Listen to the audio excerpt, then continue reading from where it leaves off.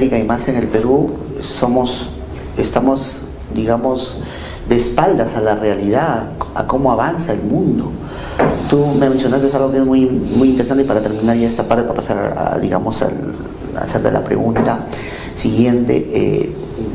Tú hablaste de salir a conocer, porque eso te abre la mente. Yo te cuento que cuando tuve la oportunidad de viajar por Europa, conocí a un amigo mexicano que viajaba con su familia, ¿ya? Y su niñita era pequeña, ya, José Luis. Y conversando con él, me pareció muy interesante lo que él me decía, José Luis. ¿Por qué? Porque él decía, tú ves a mi hija, y mi hija está bastante despierta. Dice, mi hija tiene una inteligencia social bastante desarrollada. Es una niña que se relaciona con cualquier niño, y desarrolla, y eso es una habilidad que él le está enseñando a su hija desde pequeñita nada más, y eso le va a servir mucho para su éxito en el futuro.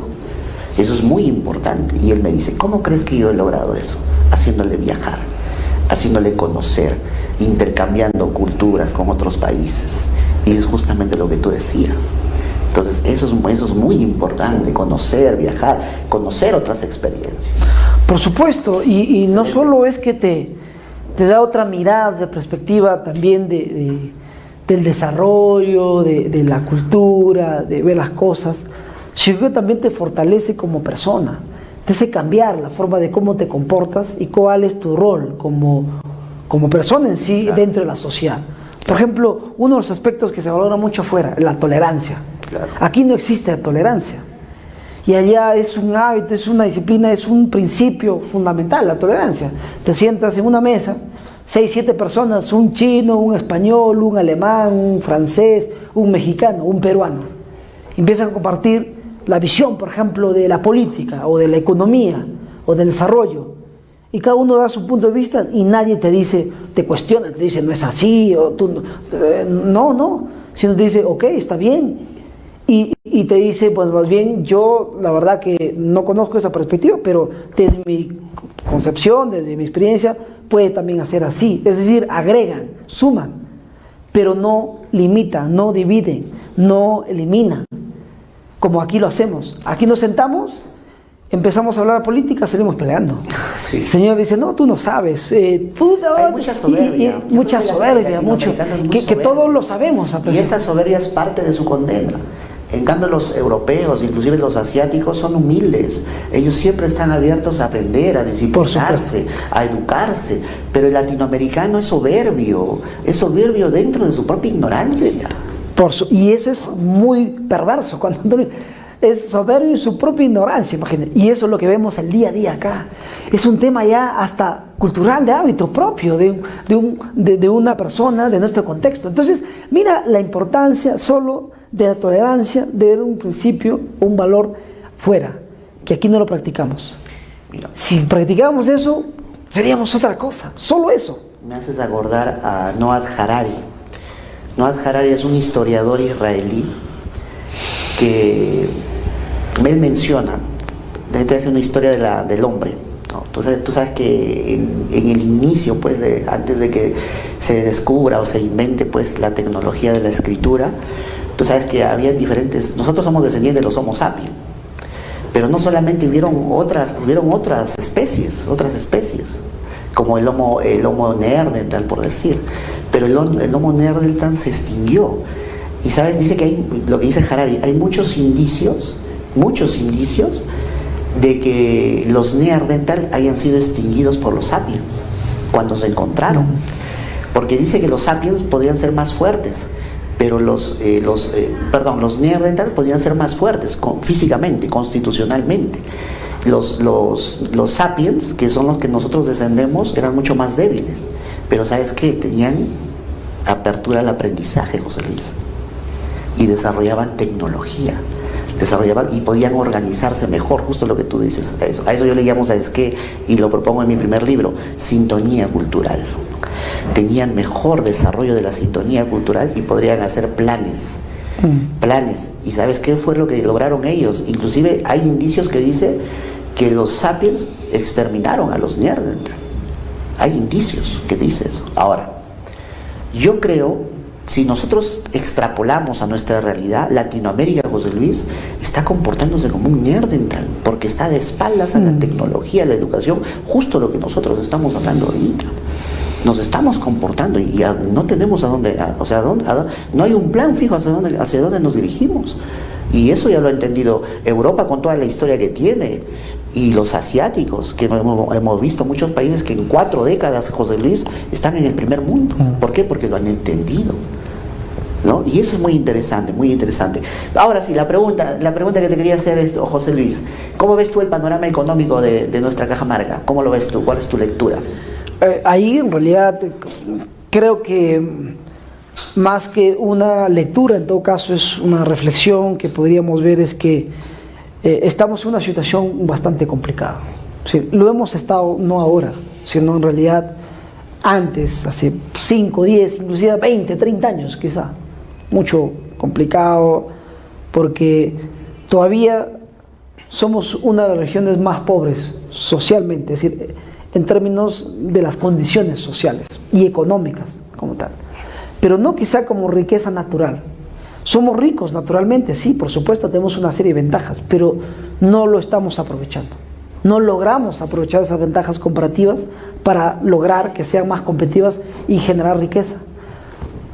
Tenemos una condición de pobreza elevada, aunque no lo crea. Mucha gente dice, no, es que no, en realidad no somos pobres. Sí, hay una condición en ciertas zonas que sí hay pobreza. Las limitaciones son enormes, no tienen agua, ni que beber, agua potable. Ni siquiera agua potable, muchas veces no lo tienen. No tienen desagüe, no tienen una parcela para producir, no hay producción. No tienen un trabajo o un sueldo que te diga que te va a dar unos 500, 800 soles al menos, que es la quinta, sexta parte, perdón, el 50-60% de un sueldo mínimo. ¿Y cómo vamos nosotros a acceder a educación?